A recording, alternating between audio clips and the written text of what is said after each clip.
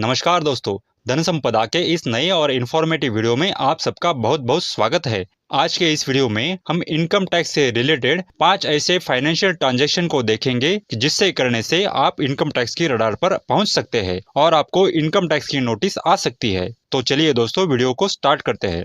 दोस्तों, आपको ऐसे बहुत सारे लोग देखने को मिल जाएंगे जो डिजिटल इंडिया के जमाने में भी कैश में ट्रांजैक्शन करना पसंद करते हैं। छोटी मोटी ट्रांजैक्शन तो ठीक है, लेकिन दिक्कत तो तब होती है जब वह कोई बड़ा ट्रांजैक्शन करते हैं और वो भी कैश में की हुई बड़े ट्रांजैक्शन की जरा से भी भनक अगर इनकम टैक्स विभाग तक पहुंचती है तो आप इनकम टैक्स विभाग के रडार पर आ जाते हैं। आइए जानते हैं ऐसे ही 5 हाई वैल्यू कैश ट्रांजैक्शन के बारे में जो करते ही आपको इनकम टैक्स का नोटिस आ सकता है। पहला ट्रांजैक्शन, बैंक खाते में कैश जमा करना। दोस्तों, सीबीडीटी यानी कि central board of direct tax के नियम के अनुसार अगर आप एक फाइनेंशियल ईयर में 10 लाख यानी कि 10 लाख रुपए या उससे ज्यादा कैश आप आपकी अकाउंट में जमा करते हैं तो इसकी सूचना आयकर विभाग को दी जाती है। यह पैसे आपने आपके एक अकाउंट में या एक से ज्यादा अकाउंट में जमा किए हो तो भी उससे कोई फर्क नहीं पड़ता। एक आदमी के नाम पर 10 लाख या उससे ज्यादा अगर अमाउंट कैश में जमा होती है तो इसकी इंफॉर्मेशन इनकम टैक्स विभाग को मिलती है और इनकम टैक्स विभाग आपको नोटिस देकर इस जमा किए हुए पैसे का स्रोत यानी कि ये पैसे आपके पास कहां से आए हैं इसकी जानकारी पूछता है। अगर आप ये जानकारी देने में असफल होते हैं तो आपने जितने भी पैसे कैश में अपने अकाउंट के ऊपर जमा किए हैं उस पैसे का 60% इनकम टैक्स आपको देना पड़ता है।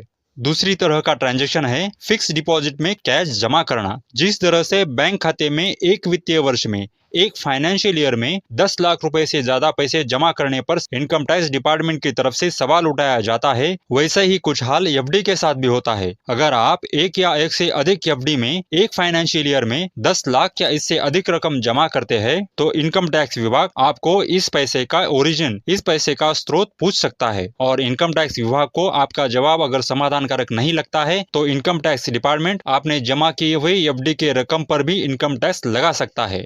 तीसरा ट्रांजैक्शन है बड़ी प्रॉपर्टी में ट्रांजैक्शन करना। दोस्तों, अगर आपने कोई भी प्रॉपर्टी परचेस करते वक्त यानी कि खरीदते वक्त 30 लाख रुपए या उससे ज्यादा का कैश ट्रांजैक्शन कर दिया है तो प्रॉपर्टी रजिस्ट्रार इसके बारे में आयकर विभाग को सूचना जरूर देगा। ऐसे में इतने बड़े ट्रांजैक्शन की वजह से आयकर विभाग पूछ सकता है आपके पास इतना बड़ा कैश आया कहां से। अगर आप इसका समाधान कारक जवाब नहीं देते हैं तो इनकम टैक्स विभाग आपके पैसे के ऊपर टैक्स लगाएगा। चौथी प्रकार का ट्रांजैक्शन है क्रेडिट कार्ड बिल का भुगतान करना यानी कि क्रेडिट कार्ड का पेमेंट करना। दोस्तों, अगर आपके क्रेडिट कार्ड का बिल 1 लाख रुपए या उससे अधिक हो जाता है और आप कैश में उसका भुगतान करते हैं तो भी आपसे इनकम टैक्स विभाग सवाल पूछ सकता है कि आपने क्रेडिट कार्ड का बिल जो कैश ट्रांजैक्शन में पे किया है वो पैसे कहां से आए। वही अगर किसी फाइनेंशियल ईयर में आप 10 लाख रुपए या उससे अधिक का भुगतान किसी भी तरीके से करते हैं तो भी आयकर विभाग आपसे प्रश्न कर सकता है, सवाल पूछ सकता है कि आपने जो भी कैश ट्रांजैक्शन में पैसे खर्च किए हैं उन पैसों का स्रोत क्या है।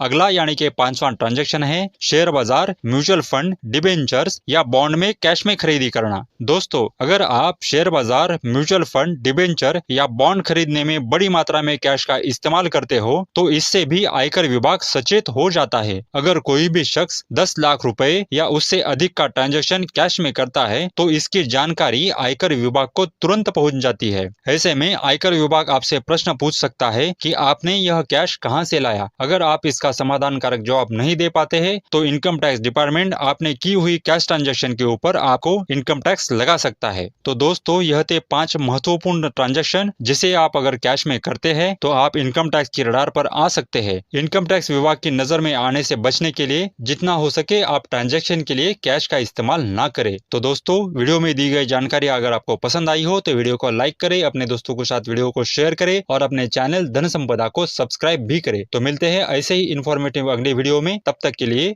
धन्यवाद।